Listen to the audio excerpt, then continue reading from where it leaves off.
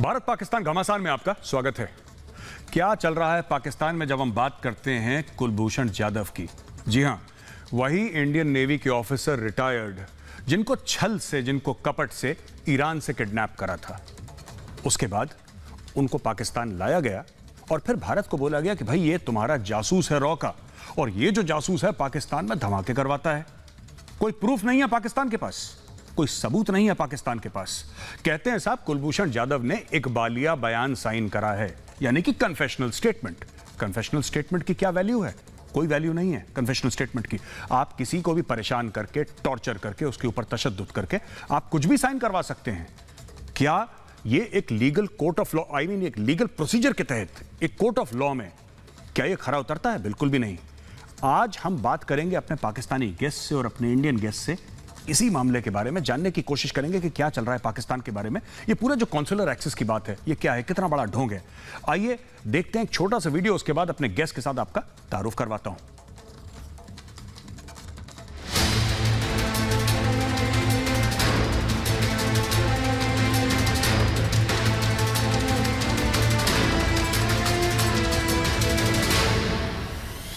कुलभूषण जाधव पर भारत के दबाव के आगे पाकिस्तान आखिरकार झुक गया।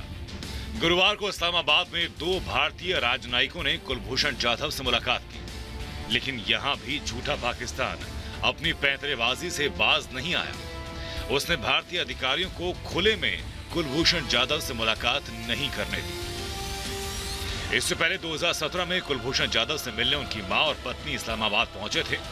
मानवीय आधार पर हुई इस मुलाकात में जाधव को अपनी मां और पत्नी से सीधे तौर पर नहीं मिलने दिया गया। इतना ही नहीं, जाधव की पत्नी का मंगलसूत्र और बिंदी भी उतार ली गई। उस वक्त भी पाकिस्तान की इस अमानवीय करतूत पर भारत ने सख्त ऐतराज जताया था। भारतीय नौसेना के पूर्व अधिकारी कुलभूषण जाधव को अवैध रूप से पाकिस्तान ने बंदी बना रखा है। पाकिस्तान जाधव पर जासूसी करने के झूठे आरोप लगाता रहा। पाकिस्तान कुलभूषण जाधव के मामले में लगातार दुनिया से झूठ बोल रहा है और बेकसूर होने के बावजूद कुलभूषण के साथ नाइंसाफी कर रहा है। पाकिस्तान जाधव मामले में इंटरनेशनल कोर्ट ऑफ जस्टिस से मुंह की खा चुका है। पहले तो उसने दबाव डालकर जाधव से मनमाफिक बयान दिलवाया और बिना फेयर ट्रायल के मौत की सजा सुनाई। सजा के खिलाफ रिव्यू पिटीशन दाखिल करने के लिए जाधव के सामने 20 जुलाई तक का वक्त है, लेकिन अपील रोकने के लिए पाकिस्तान हर तरह के हथकंडे अपना रहा है। लेकिन भारत ने देश के बेटे को इंसाफ दिलाने के लिए कमर कस ली है। पाकिस्तान चाहे जो कर ले, देश का बेटा एक दिन जरूर वापस लौटेगा। Bureau report, Republic Bharat. स्वागत है दोस्तों। मैं आपका तारुफ करवाता चलूं अपने गेस्ट के साथ, अपने मेहमानों के साथ। मेरे साथ हैं इंडिया का यानी भारत का पक्ष रखने के लिए उज्ज्वल निकम साहब, मशहूर वकील हैं। कहा जाता है कि मुंबई बॉम्बिंग्स जो 1993 में हुई थी, मुंबई बॉम्बिंग्स, उसमें इसको सॉल्व करने में, प्रोसिक्यूट करने में इनका बहुत बड़ा हाथ था, और गुलशन कुमार मर्डर केस में भी इनका जो प्रोसिक्यूट करने में, जो न्याय दिलाने में, इसमें उनका बहुत बड़ा हाथ था और बहुत क्लोजली एसोसिएटेड रहे हैं। ये 26/11 का जो केस था उसमें भी अजमल कसाब के जो खिलाफ कार्रवाई हुई थी। तो उज्ज्वल निकम साहब, मैं आपका बहुत बहुत स्वागत करता हूं। पहली बार आप भारत पाकिस्तान घमासान में आए हैं सर, बहुत बहुत स्वागत है आपका। मेरे साथ हैं वैभव सिंह, जियो पॉलिटिकल एनालिस्ट हैं और डिफेंसिव ऑफेंस नाम के यूट्यूब चैनल के फाउंडर हैं। डिफेंसिव ऑफेंस के वैभव, आपका बहुत बहुत स्वागत है। और मेरे साथ भारत का पक्ष रखने के लिए हैं याना मीरचंदानी साहिबा, कश्मीरी सोशल एक्टिविस्ट हैं, पॉलिटिकल एनालिस्ट हैं, बहुत गहरी नज़र रखती हैं भारत पाकिस्तान ताल्लुकात पे और कश्मीर में जो हो रहा है उस पे। याना, आपका भी स्वागत है। मेरे साथ हैं मुदस्सर नज़र साहब, जो लॉयर हैं, वकील हैं, पंजाब हाई कोर्ट के। मुदस्सर साहब, बहुत बहुत स्वागत है आपका और very warm welcome to you sir. मेरे साथ हैं मेरे बचपन के साथी कमर चीमा साहब, स्ट्रेटेजिक अफेयर्स प्रोफेसर भी हैं, कॉलेज में बच्चों को पढ़ाते भी हैं और भारत पाकिस्तान की जो गतिविधियां हैं दोनों मुल्क करते रहते हैं आपस, उसमें बड़ी पैनी और बड़ी, जिसको कहते हैं कि तेज नज़र रखते हैं चीमा साहब। और थोड़े समय में जावेद गफारी साहब भी हमें ज्वाइन करेंगे। अभी तक क्लियर उनसे मिल नहीं पा रहा, हमें कॉन्टैक्ट नहीं हो पा रहा, लेकिन बहुत जल्दी वी होप कि हमें ज्वाइन करें। मेरा पहला सवाल, मुदस्सिर नज़र साहब, आप वकील हैं, 2 वकील हैं हमारे पास, यहाँ पे, एक भारत का पक्ष रखने के लिए और पाकिस्तान का पक्ष रखने के लिए। मेरा सवाल आपसे है सर कि जितनी मुझे नॉलेज है लॉ की, कानून की जितनी नॉलेज है, ये जो कन्फेशनल स्टेटमेंट है इसकी क्या वैलिडिटी है, ये इसकी क्या वैल्यू है? अगर मैं किसी को लूं, पकड़ के ले जाऊं, अगर मैं पुलिस वाला हूं या फौजी हूं, मैं किसी को पकड़ के और उसको टॉर्चर करूं, उसको मार मार के बोलूं कि भाई तू कबूल कर कि तूने कत्ल करा है, तू दहशतगर्द है, कुछ भी है, वो तो अपना दर्द कम करने के लिए, दर्द रोकने के लिए वो साइन कर देगा। पर क्या पाकिस्तानी कोर्ट में, मेरा आपसे सवाल, डायरेक्ट सवाल यह है, लीगल पॉइंट ऑफ व्यू से मैं आप पूछ रहा हूं, इसलिए मैंने आपको इनवाइट करा, आप लॉयर हैं, लीगल पॉइंट ऑफ व्यू क्या कहता है? क्या confessional statement signed under duress, is this applicable in the court of law? जो जज साहब बैठे हैं, क्या वो उसको मान्यता देंगे इस चीज को? जी देखें, जो कन्फेशनल स्टेटमेंट होता है ये किसी एग्जीक्यूटिव ऑफिसर के सामने नहीं दिया जाता, ये जज के सामने दिया जाता है। इवन अगर जो मुल्जिम है वो ये कहता भी है कि he is ready to give confessional statement, तो उसको जज के सामने लेके जाया जाता है जहाँ पे उसका कन्फेशन रिकॉर्ड किया जाता है। तो ऐसा नहीं होता कि उसका कन्फेशन कहीं रिकॉर्ड करके पेपर में जज के सामने प्रेजेंट कर दिया जाएगा और जज जो है उस पर रूलिंग दे देंगे। वो जज के सामने प्रेजेंट होगा, वो जज के सामने कन्फेशन स्टेटमेंट देगा और द जज will reduce it into writing. जी तो मेरा सवाल सर ये है आपसे, क्विकली मैं आपसे दूसरा एक सवाल पूछता हूं। जब commander Kulbhushan Jadhav, retired former Indian navy officer, को डेथ सेंटेंस दिया गया था, तो इसमें जज कौन था sir? Sir, I'm not privy to the proceedings of the case. लेकिन मेरा ख्याल से जो मैं कह सकता हूँ कि अकॉर्डिंग टू आर्मी एक्ट ये फील्ड कोर्ट जनरल मार्शल हुए इनका, और जो इसके अंदर भी जो जजेस होते हैं वो ऐसा नहीं है कि they are totally ignorant of law. उनको असिस्ट करने के लिए लीगल टीम बाकायदा मौजूद होती है। बिल्कुल साहब, आपने बिल्कुल सही कहा, they are not ignorant of law, क्योंकि मैं भी फौजी अफसर हूं और मैंने भी मिलिट्री लॉ पढ़ा है। वो बात अलग है कि मुझे 2 अटेम्प्ट लग गए थे मिलिट्री लॉ का पेपर पास करने में। किताबें सामने होती हैं, फिर भी हम जैसे लोग नहीं समझ पाते। मैं उज्जवल निकम साहब के पास जाता हूं और उज्जवल निकम साहब से ये पूछता हूं, सर ये मुझे एक बात क्लियर नहीं हुई सर, इसमें आर्मी चीफ सेंटेंस कर देता है किसी बंदे को, राइट सर? ये इकबालिया बयान जो है, ये एक पासपोर्ट है, ये उज्जवल निकम साहब कौन से जज के सामने इसकी वैलिडिटी होती है दुनिया भर में कि आप बोलें साहब इसने तो साइन कर दिया, इसका कन्फेशनल स्टेटमेंट है, इसको टांग दो? मैं ये जानना चाहता हूं, बड़ी सिंपल सी बात है sir, because I am not a legal person, I have very little understanding of the law. मैं आपसे जानना चाहता हूं उज्जवल साहब। मेजर गौरव साहब, मैं कुछ की बातें पाकिस्तान का सबूत कानून, पाकिस्तान और इंडियन दोनों एक्ट जमाने के प्रोविजन कर रहे हैं। मैं खुद कसाब को फांसी देने के बाद उनके डेलीगेट 4 लोग गए थे और वहां जो होम मिनिस्ट्री पाकिस्तान से हम 7 दिन वहां से डिस्कशन करते रहे कि जो की कॉन्स्पिरेटर के खिलाफ क्या कार्रवाई की। तो मैंने पाकिस्तान का कानून जहां तक पढ़ा है वो साफ ये कहता है कि कोई मुल्जिम का इकबाली बयान by force, by ill treatment, under duress, compulsion लिया तो पाकिस्तान का कानून उसे एडमिसिबल एविडेंस नहीं मानता है। मेरे वकील साहब जो पाकिस्तान के हैं, मुजफ्फर साहब, तो ये बात कबूल करेंगे। और इसीलिए हमें ये देखना है कि कुलभूषण जाधव, इनकी ट्रायल जो है वो आर्मी कोर्ट में चलाएगी और स्पेशल टेररिस्ट कानून के मुताबिक चलाई। और जहां तक मुझे नॉलेज है, जो कुलभूषण जाधव इनका इकबाली बयान है वो ना किसी मैजिस्ट्रेट के सामने हुआ ना किसी जज के सामने, एक पाकिस्तान के आर्मी ऑफिसर के सामने इकबाली बयान हुआ। और जो पाकिस्तान का आर्मी कोर्ट है, आर्मी कोर्ट का जज तो पाकिस्तान के आर्मी ऑफिसर है, वो तो बात शायद है, मैं उनके कोई इंटीग्रिटी के बारे में डाउट नहीं करता हूं। सवाल यह है कि कुलभूषण जाधव ने जो अलेज इकबाली बयान जो पाकिस्तान के आर्मी ऑफिसर के सामने दिया है, क्या वो वॉलंटरी है, फ्रीली है, विलिंगली है? ये बात अहम है। अगर ये बात नहीं है, वॉलंटरी नहीं है, इनवॉलंटरी है, बाय प्रेशर है, इल ट्रीटमेंट है, तो पाकिस्तान का कानून, सुप्रीम कोर्ट, पाकिस्तान का सुप्रीम कोर्ट उसे ठुकरा देता है। ये पाकिस्तान के अटॉर्नी जनरल से भी हमने बात की थी जब हमारा डेलीगेशन जब इस्लामाबाद में गया था। अभी पाकिस्तान क्यों हिचकिचाता है, ये बड़ा अहम सवाल है। क्यों नहीं consular access in confidence, uninterested, unrestricted क्यों नहीं दे रहा है? इसकी वजह एक ही है, अगर ये ऐसा एकांत में अगर कुलभूषण जाधव को काउंसिलर एक्सेस मिल गया तो कुलभूषण जाधव शायद पाकिस्तान की पोल खोल देगा। पाकिस्तान ने कैसे, किस वास्तव में, किस स्वरूप में, किस परिस्थिति में ये इकबाली बयान दिया, इसकी जानकारी अगर मिली। और इसीलिए आईसीजे की ऑर्डर है, वो ऑर्डर बहुत अहम है। आईसीजे ने कहा है कि काउंसिलर एक्सेस वियना कन्वेंशन का आर्टिकल 36 के मुताबिक देना होगा इन स्पिरिट। और इसलिए बार बार इंडिया ने पाकिस्तान के सामने कहा कि आपने इन कॉन्फिडेंस दी है, लेकिन पाकिस्तान नहीं मान रहा। क्यों नहीं मान रहा है?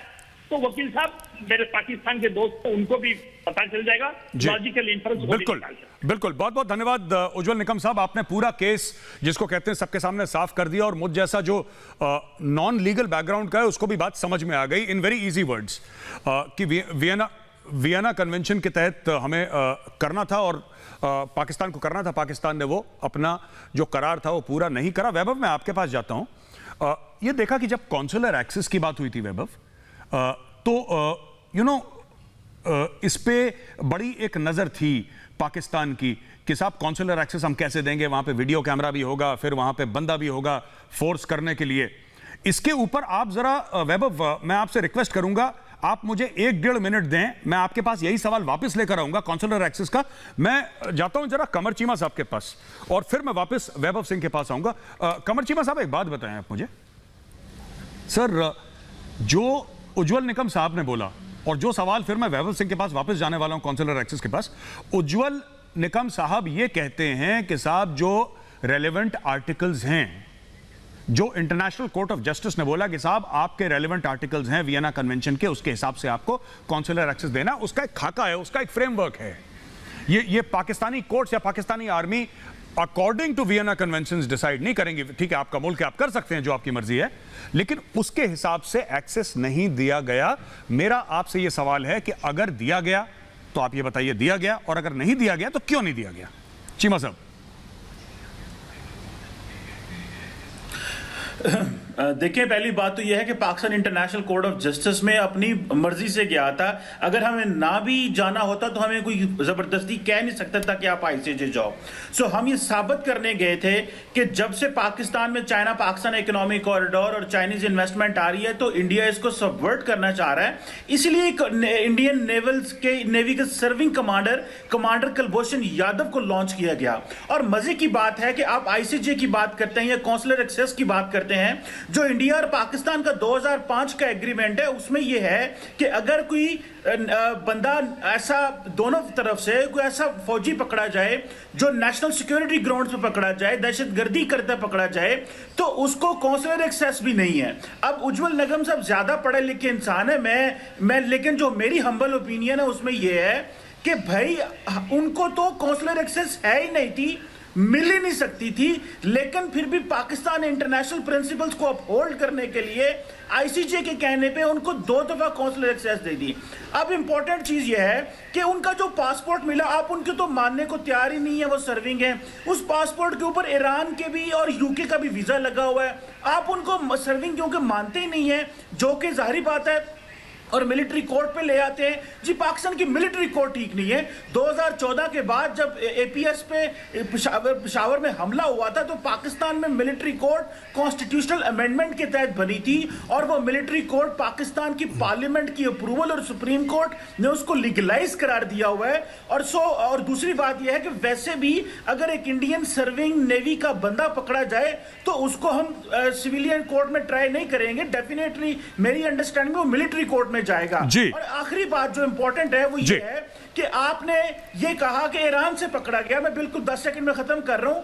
आपने ईरान का कभी जिक्र ही नहीं किया, वहां कोई एफआईआर दर्ज नहीं कराई, आईसीजे में आप ईरान को लेके नहीं गए, उससे तो बात नहीं करते। और जहां पे पकड़ा है उनके बारे में आप ईरान के बारे में बात करें ना, वो फिर आपको बताएंगे कि पकड़ा कि नहीं पकड़ा। जी, बहुत बहुत धन्यवाद चीमा साहब। चीमा साहब का यह कहना है साहब कि 2005 में भारतीय सरकार और पाकिस्तानी सरकार के बीच में एक अग्रीमेंट साइन हुई थी, एक डील साइन हुई थी 2005 में, जिसके तहत जरूरी नहीं है कि पाकिस्तान, मतलब लीगल पोजीशन चीमा साहब ये कह रहे हैं पाकिस्तान की ये है कि जरूरी नहीं है कि पाकिस्तान कॉन्सुलर एक्सेस दे।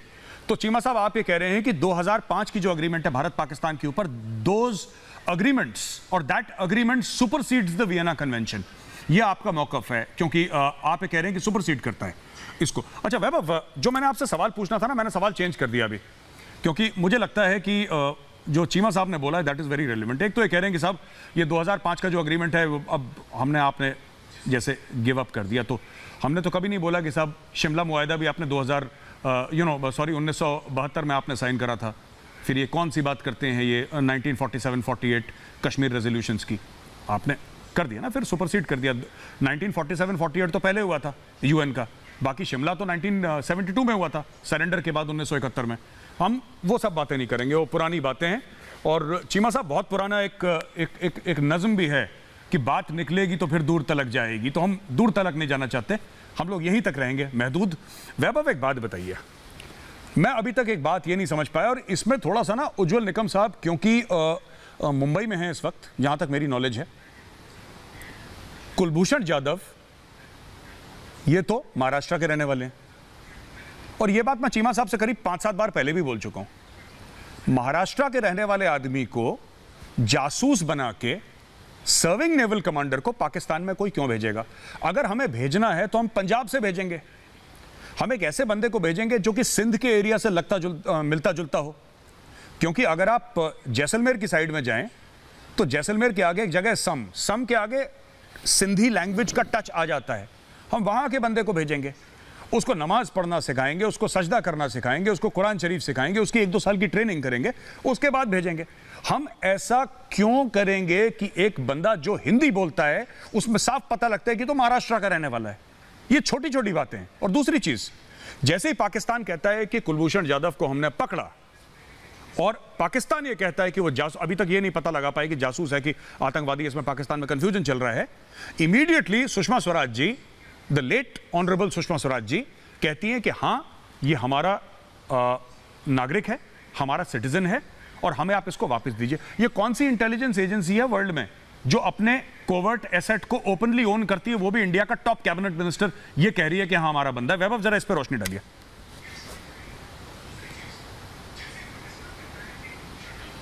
ये कोई भी एजेंसी इस तरह के लोगों को ओन नहीं करती है, पहली बात। और दूसरी बात, चीमा साहब का ये कहना है कि चीमा साहब की जो इंटरप्रिटेशन ऑफ लॉ है वो इंटरनेशनल कोर्ट ऑफ जस्टिस के जो जजेस हैं उनसे बेहतर है।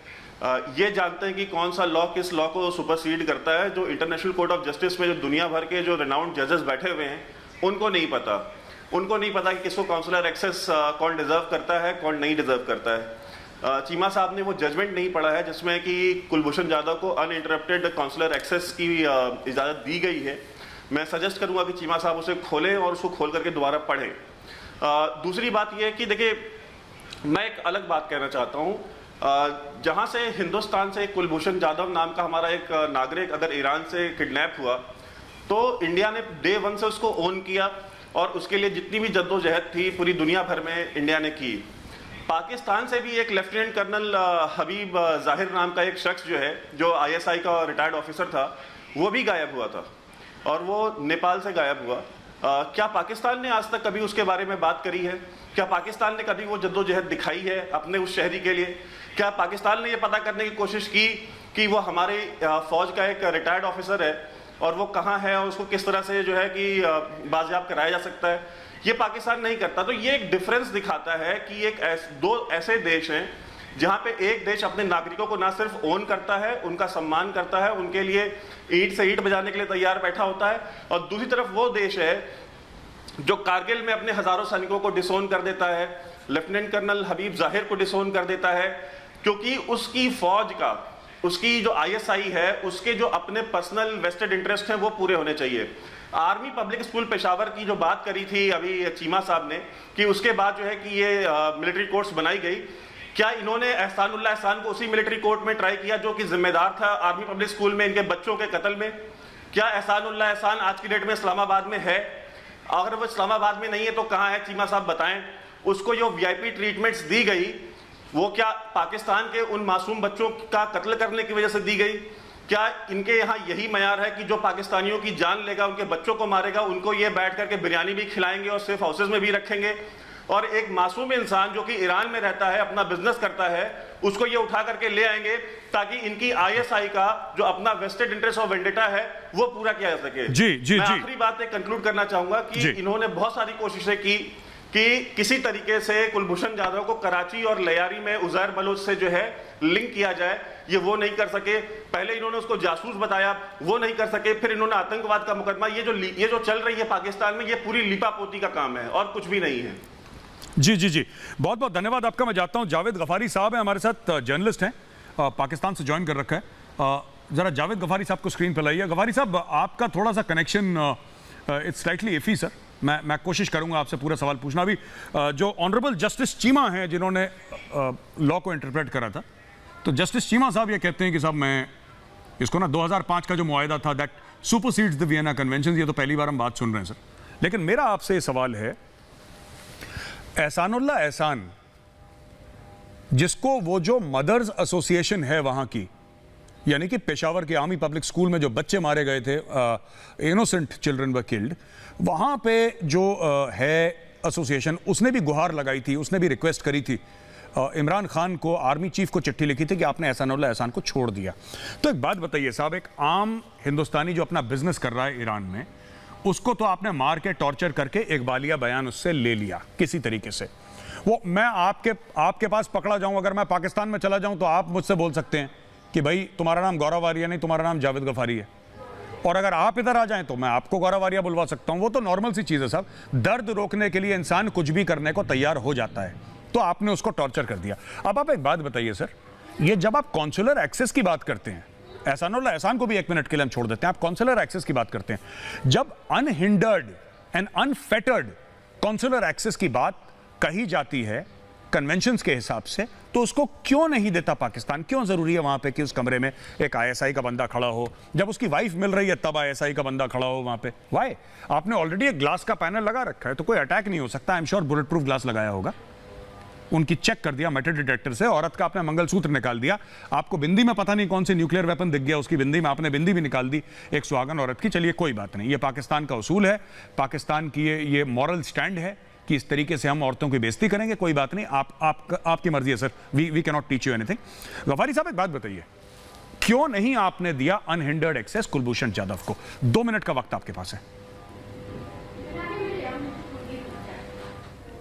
शुक्रिया मेजर कारवारिया, और आपने साथ ही टाइम 2 मिनट का दे दिया। ये बहुत जबरदस्त हो गया कि मैं आप 2 मिनट बगैर किसी डिस्टर्बेंस के बोल सकूंगा। मेजर कारवारिया, आपने कहा कि खातून को हमने इज्जत नहीं दी। हमने खातून को, उनकी जो मिसेज थी और उनकी वालदा को बिल्कुल इज्जत दी है। उनके जूते हमने जरूर उतरवाए हैं, जिन जूतों में लगा हुआ आला मिला है, हमारे जो जराए हैं उसके अंदर मौजूद था। अगर वो हम ना आला वो जूते निकलवाते तो वो आला साथ जाता और आप सुन रहे होते, जो कि गलत बात है, जो हमेशा की गलती आप करते हैं और दोहराते हैं और फिर उसके बाद ढिठाई से मानते भी नहीं है। नंबर 2, बाकी उसको हम दे रहे हैं रसाई, काउंसलर तक रसाई हम जबरदस्ती दे रहे हैं कि भाई इंटरनेट उसने आईसीजे ने जो बोला है हम उसकी वो कर रहे हैं। आप भी मेहरबानी करके इससे मिलिए, कुलभूषण जाधव से मिलिए, और आपने जो हमने शराइत आपने रखी वो हमने हटा दी। अब ये नहीं हो सकता कि हम उसे खाली ग्राउंड में, स्टेडियम में लेके जाएं और दरमियान में बिठा के कहें कि जी आप मिलें। आप ऑब्वियसली कमरे में मिलना है, उस कमरे में मिलने को जो आपकी शराइत थी, आपने कहा शीशा हटा दे, वो शीशा जिसका आप जिक्र कर रहे हैं वो भी हटा दिया गया था। जो मुलाकात हुई है आज से 3 दिन पहले, उसके अंदर वो शीशा भी हटाया गया। जो आपने डिमांड्स की वो की गई। आपके काउंसलर जब रसाई हुई उनकी, कुलभूषण जाधव पीछे से चिल्लाते रहे कि मुझसे आप बात तो कीजिए, आप मुझसे मिलने आए हैं, वो भाग गए। अच्छा, उसके सेकंड डे फिर उसको वो दिया गया, मौका दिया गया कि जनाब आप दोबारा रसाई कीजिए। हम तमाम तर कवायद का ख्याल रखते हैं, तमाम तर असूलों का ख्याल रखते हैं। बाकी आपने की कि कुलभूषण जाधव को हम क्यों भेजेंगे वो बना के, ये आपका मसला है, ये आपने गलती की है, हमने नहीं गलती की। कुलभूषण जाधव ने तमाम चीजें मानी है बगैर किसी प्रेशर के। आप वो वीडियो दोबारा लगाएं, उसके अंदर आपको इकबाली बयान जो अभी टीवी पर मेरे साथ चल रहा है, इसके अंदर आपको लग रहा है कोई उनके ऊपर प्रेशर है, आपको लग रहा है कि उनके ऊपर तशद्दुद हुआ है, आपको कोई लग रहा है कि कोई इस तरह की चीज है। भाई एक नेवल कमांडर है आपका, अब आप मेरे साथ जो बैठे हैं साहब, ये कह रहे हैं कि पाकिस्तान का भी एक लेफ्टिनेंट कर्नल रिटायर्ड आपने पकड़ा हुआ है और हम उसकी बात नहीं करते। हम क्यों उसकी बात नहीं करेंगे? हम अपने तरीके से उसकी बात करेंगे। और ये आपका रिटायर्ड नहीं है, ये मौजूदा है। मेजर गारावारिया रिटायर्ड है, कुलभूषण जाधव मौजूदा है, आपका नेवल कमांडर है इस वक्त। एमएनई सुषमा स्वराज उसको मान रही है, उसको मानना पड़ेगा। आपका तमाम रिकॉर्ड के मुताबिक ही इज सर्विंग ऑफिसर। जब सर्विंग ऑफिसर होता है तो उसकी बात और होती है। रिटायर्ड का अपना एक तरीकाकार है, वो सिविल उसमें आ जाता है और वो अपने सिविल तरीके से हम लोग करेंगे। हो सकता है कर भी रहे हो सकता है कर भी चुके हो। जी जी, ओके, बहुत बहुत धन्यवाद जावेद गफारी साहब आपका। आपने अपने कमेंट्स दिए। 2-3 बातें मैं करता हूं, फिर मैं याना मीरचंदानी के पास जाता हूं। सबसे पहले जावेद गफारी साहब, आपने बोला आला मिला, यानी कि कोई इंस्ट्रूमेंट मिला। ये तो आपने कभी फोटो में दिखाया नहीं हमें कि कोई आला मिला, कोई इंस्ट्रूमेंट मिला। आपने जूते उतरवा दिए, कोई गलत बात नहीं है, ठीक है, आप कर सकते हैं। मेरा ये पॉइंट है कि आपने सर एक मिनट गफारी साहब, हमारे प्रोग्राम में बीच में कोई नहीं बोलता। जब आप बोले एंकर तक बीच में नहीं बोला, अब आप बीच में मत बोलिए सर, प्लीज, मेरी रिक्वेस्ट है आपसे। यहां पे आपने एक सुहागन का, एक मैरिड लेडी का आपने मंगलसूत्र उतरवा दिया। आपको क्या लगा उस मंगलसूत्र के अंदर? कौन सा सीसीटीवी कैमरा है या कौन सा ऐसा मिसाइल है, न्यूक्लियर मिसाइल? मुझे नहीं पता आपको क्या खतरा था। उसकी बिंदी से आपको क्या खतरा था मुझे नहीं पता, आई डोंट नो, क्योंकि ये सब चीजें हमें नहीं पता, ठीक है। कौन सा उसके अंदर इंस्ट्रूमेंट मिला, कौन सा आला मिला, मुझे तो आज तक ये समझ में नहीं आया, क्योंकि आपने कभी मीडिया में बताया नहीं को आला मिला। ये बात की स्टोरी है आपकी। पूरी कोशिश थी ह्यूमिलिएट करने की, बेइज्जत करने की, मोराल तोड़ने की। आप कहते हैं स्टेडियम में क्या मिलवाएं? हमने नहीं बोला स्टेडियम में मिलवाएं, लेकिन अगर एक मां अपने बेटे से मिल रही है, अगर एक पत्नी अपने पति से मिल रही है, तो can you please do them the courtesy of leaving the room? निकल जाए वो वहां से, कमरे से। क्या डर है आपको? किस चीज का खौफ है? क्यों वहां पे कैमरा लगा रखा है आपने? किस बात के लिए? किस चीज का डर है? क्या बोल देगा ऐसा कमांडर कुलभूषण जाधव जिससे पाकिस्तान की सियासत हिल जाएगी बिल्कुल ऐसे? देखिए साहब, ऐसा है, ये सब गलत बातें हैं। मैं जाता हूं याना मीरचंदानी के पास। याना जी, एक बात बताइए, ये ह्यूमिलिएशन की बात नहीं है। You ask a woman to remove her mangalsutra and her bindi, and Indian society में ये चीज को बहुत खराब माना जाता है। ये कोई अच्छी बात नहीं है। अगर आप इनको बोलें कि कुछ ऐसी चीज करो, तो ये फिर पाकिस्तानी फिर विक्टिम कार्ड प्ले करते हैं बहुत जबरदस्त। इसके बारे में याना जी आपके क्या कमेंट्स हैं? ये तो हर डिबेट में मैंने ये पहले भी बोला है कि दे डोंट हैव, इनको टॉलरेंस ही नहीं है दूसरे कल्चर्स के लिए, दूसरे रिलीजन्स के लिए। तो आप देखिए, कल भी एक बुद्धा का स्टैचू जो मिला था, it is a historical, it is like a archaeologist के लिए वो एक मतलब एक गोल्ड माइन की तरह है। उसको ये तोड़ने लग गए क्योंकि वो बुद्धा का स्टैचू था, क्योंकि वो उनके इस्लाम के खिलाफ है। तो इनको तो है ही नहीं। आप ये तो पूरी दुनिया जानती है कि माइनॉरिटीज और दूसरे रिलीजन्स और दूसरे कल्चर्स के लिए इनको कोई रिस्पेक्ट है ही नहीं। खैर, वो दूसरी बात है। मैं यहाँ पे एक पैनलिस्ट ने बोला, आई थिंक कमर चीमा साहब ने बोला कि जो कोई मतलब आतंकवाद या कोई ऐसे एंटी पाकिस्तान एक्टिविटीज करता हुआ पकड़ा जाए, उसको काउंसलर एक्सेस नहीं दिया जाता। तो क्या ये बता सकते हैं कि कुलभूषण जाधव ने ऐसी कौन सी एंटी पाकिस्तान एक्टिविटी की है? ये कह रहे हैं कि आप ईरान को क्यों नहीं पूछते? ईरान को तो पाकिस्तान ने पूछा था। वहां की गवर्नमेंट तो अभी तक ये स्टेटमेंट दे ही नहीं रही है कि कुलभूषण जाधव ने कभी भी इलीगल तरीके से पाकिस्तान में एंट्री की थी या नहीं की थी ईरान से। उन्होंने तो ऐसा कोई स्टेटमेंट अभी तक दिया नहीं। तो उनके पास क्या प्रूफ है कि वो एक आतंकवादी था? ये कहते हैं कि ईरान से बात करो, हम कहते हैं कि अफगानिस्तान से बात कर लो। आप इंडिया के पीछे क्यों पड़े हो? अफगानिस्तान में तो खुले में बोल रहे हैं कि हम बलूच लिबरेशन आर्मी को हम सपोर्ट करते हैं। उनके टोलो न्यूज पे ये न्यूज आती है। वहां के जो पुलिस ऑफिसर थे अचकजाई साहब, उन्होंने तो मेहमान नवाजी की है बलूच लीडर्स की। और बलूच ये अपने असलम बलूच को तो वहीं पे उन्होंने मारा था घुस के। तो ये अफगानिस्तान के पीछे क्यों नहीं पड़ते? इंडिया के पीछे क्यों पड़े हुए हैं? और ये प्रूव करना चाहते हैं कि ये अपनी आवाम को चुप कराने के लिए, अपनी आवाम को कन्विंस करने के लिए एक इंडियन बिजनेसमैन को पकड़ के दिखा रहे हैं कि रॉ एजेंट है और सारा बलूचिस्तान में जो भी मसला चल रहा है वो ये करवा रहा था।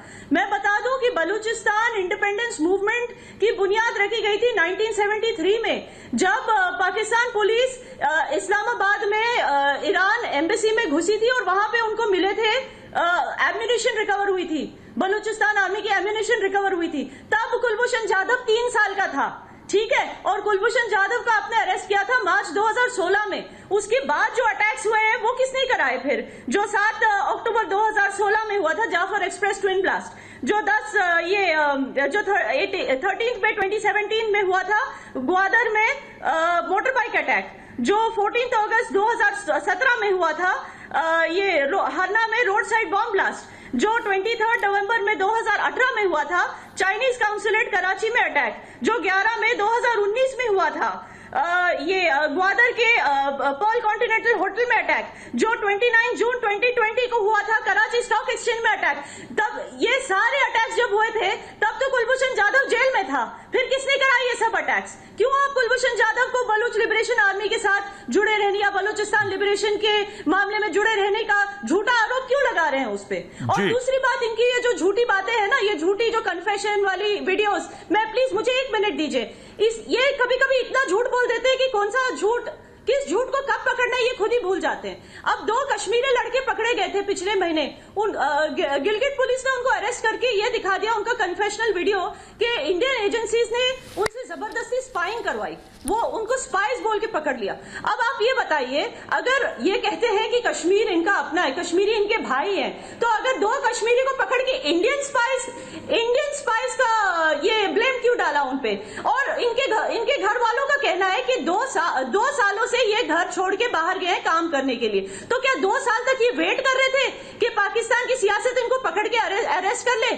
अगर पाकिस्तान इनका भाई है तो, और अगर इंडियन एजेंसीज ने इनको फोर्स किया होता स्पाइंग के लिए, तो क्या ये पहले ही नहीं बोल देते पाकिस्तान सियासत को कि हमें यहाँ भेजा गया स्पाइंग के लिए? तो ये इतने झूठ बोलते हैं कि इनको खुद नहीं समझ आती कि कौन सी बात को कब पकड़नी है। जी ठीक है याना जी, बहुत बढ़िया पॉइंट्स थे आपके। मैं मुदस्सिर नजर साहब के पास जाता हूं। मेरा सवाल सर आपसे ये है कि पहले तो क्या प्रूफ है? ये जो आपने एक पासपोर्ट की बात करी और एक इकबालिया बयान की बात करी, ठीक है सर।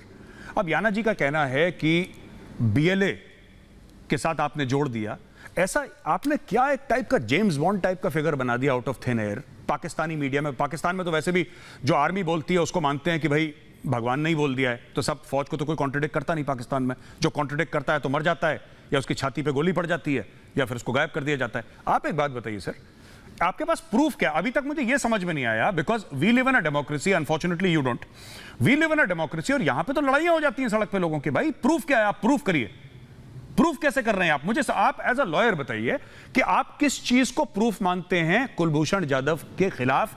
आपके पास एक पासपोर्ट है। मैं आपसे, अच्छा let me be the devil's advocate sir, Mudassir नजर साहब, let me be the devil's advocate, ठीक है? मैं ये कहता हूं, 1 मिनट सर, 1 मिनट मेरा सवाल सुन ले। मैं ये कहता हूं, 1 मिनट साहब, let me complete my question sir. मेरा ये आपसे सवाल है कि मैं ये कहता हूं एज अ डेविल्स एडवोकेट, मैं ये कहता हूं कि जनाब इकबालिया बयान झूठा है क्योंकि एक आर्मी ऑफिसर के सामने लिया गया, पाकिस्तानी आर्मी ऑफिसर के सामने लिया गया, नंबर 1। जज का नाम किसी को नहीं पता, चार्जशीट किसी ने नहीं देखी, वकील कौन है किसी को नहीं पता, यह कोर्ट कहां पे था किसी को नहीं पता, और जिसके बारे में कुछ नहीं पता आपने चिपका दिया एक कि ये साहब टेररिस्ट है, स्पाई है, जो भी है। पहली चीज ये, किसी को नहीं पता, हमें तो नहीं पता कौन जज है, कौन लॉयर है, कौन फ्रेंड ऑफ द अक्यूज्ड है। मिलिट्री के बारे में थोड़ा बहुत नॉलेज मुझे भी है, कम है, लेकिन इतना पता है कि everybody is given a fair trial at least in the Indian army, right? Now जैसे आपका सिटीजन था, राइट, आपका सिटीजन था अजमल कसाब, और यहां पे उज्जवल निकम साहब हैं जिन्होंने फांसी दिलवाई थी अजमल कसाब को। अजमल कसाब को कोई मिलिट्री कोर्ट ने ट्राई नहीं करा था इंडिया में, उसका एक वकील था, और उसके खिलाफ जो लड़ाई लड़ी उज्जवल निकम साहब हैं, ये हीरो हैं हमारे। He has given justice to hundreds of Indian families who were killed in 26/11 very unfortunately. He has ensured that they get justice. मैं आपसे एक बात पूछना चाहता हूं, क्या प्रूफ है आपके पास सर? एक नकली पासपोर्ट जो आप लोगों ने खुद बनाया है, और एक इकबालिया बयान, इसके अलावा प्रूफ क्या है आपके पास? ये तो बताइए। और उज्जवल निकम साहब आपको काउंटर करेंगे, सामने स्क्रीन में आपके साथ हैं, बताइए साहब। ओके इस सिलसिले में 2 पॉइंट्स हैं, और वो एक तो ये कि जो मिलिट्री कोर्ट्स की प्रोसीडिंग्स होती हैं आर्म कोर्ट्स की तरह पब्लिक नहीं होती। अब हाउएवर अगर इसमें आपका ये आर्ग्यूमेंट मान भी लिया जाए कि कोई प्रेजुडिस कॉज हुआ है इसको आपका जो है कुलभूषण जाधव, तो जो प्रेसिडेंट का ऑर्डिनेंस आया अभी जिसके तहत अभी कल तक की है अभी चांस है कुलभूषण जाधव के पास अपील का, उसमें बाकायदा ग्राउंड्स मेंशन किए गए हैं, एविडेंस का भी उसमें ग्राउंड है और राइट टू फेयर ट्रायल का भी, कि अगर ये 2 प्रेजुडिस हुए तो इस्लामाबाद हाई कोर्ट का जुरिस्डिक्शन है कि वो उसको रिवाइज और रिव्यू कर सकता है। तो अब आपके जो काउंसलर हैं उनको भी जो है वो 3rd एक्सेस ऑफर किया गया, और उस एक्सेस में वो ऑफर किया गया कि सिक्योरिटी पर्सनल की एब्सेंस होगी। जी गफारी साहब मैं आपको इन द एब्सेंस ऑफ जी गफारी साहब मैं सॉरी माफी चाहूंगा, मुदस्सिर नजर साहब मैं माफी चाहूंगा, मैं आपको काट रहा हूं यहां पे, we are running out of time. Last 1 minute to mister Ujjwal Nikam sir, proof क्या है इनके पास? 1 मिनट में बताइए, I have to wrap up the show sir. Gaurav ji कोई प्रूफ नहीं है। आपको पता है कि कुलभूषण जाधव इनको आर्मी कोर्ट ने पाकिस्तान के आर्मी ऑफिसर ने रिप्रेजेंट किया, और इसीलिए पाकिस्तान आज तक कुलभूषण जाधव इनको in private in confidence uninterrupted counsellor access नहीं दे रहा है, क्योंकि पाकिस्तान की पूरी मदार जो एक्सट्रैक्टेड कन्फेशन है उस पर है। हमारे पाकिस्तान के वकील साहब को यह पता नहीं है कि अजमल कसाब को हमने ना ओपन कोर्ट ट्रायल दिया, हमने मीडिया को प्रेजेंट रखा। कुछ लोग कहते थे कि इसके लिए आर्मी कोर्ट बनाओ, हमने नहीं कहा। हमने कहा कि पूरे दुनिया को मालूमात होना चाहिए। पहले पाकिस्तान ने कहा कि अजमल कसाब हमारा नागरिक नहीं है, फिर जब पाकिस्तान के जियो टीवी ने उनका भंडाफोड़ कर दिया तब पाकिस्तान ने माना कि ये हमारा सिविलियन है। तो इसलिए कुलभूषण जाधव इनके खिलाफ कोई सबूत नहीं जो इकबाली बयान कर रहे हैं। दूसरी अहम बात एक मिनट में मैं कह रहा हूं, जो अभी कुलभूषण जाधव से पाकिस्तान ने उगला लिया है, पाकिस्तान ने यह बता दिया, पाकिस्तान के अटॉर्नी जनरल ने खुलेआम कि कुलभूषण जाधव अपील रिव्यू नहीं करना चाहते हैं और वो दया की मांग कर रहे हैं, दया की याचिका कर। मुझे बड़ी ताज्जुब की बात है, क्यों मांग करेंगे? कोई मुल्जिम कभी माफ नहीं ऐसी मांग नहीं करता। जी उज्जवल निकम साहब, हमारा वक्त बिल्कुल खत्म हो रहा है सर।